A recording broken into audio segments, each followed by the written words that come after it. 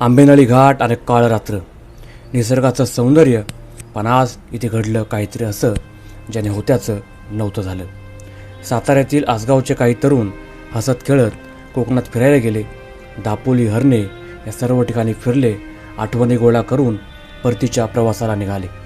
पण त्यांना कुठे माहीत होतं हा प्रवास त्यांचा शेवटचा ठरेल.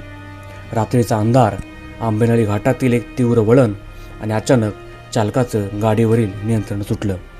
स्कॉर्पिओ गाडी थेट 1000 फूट खोल दरीत कोसळली. क्षणात सगळं संपलं. 8 जणांचा जागीच मृत्यू झाला. हसणारे चेहरे, पाहिलेलं स्वप्न, आईवडिलांना भेटायची ओढ, सगळं काही त्या दरीत हरवलं.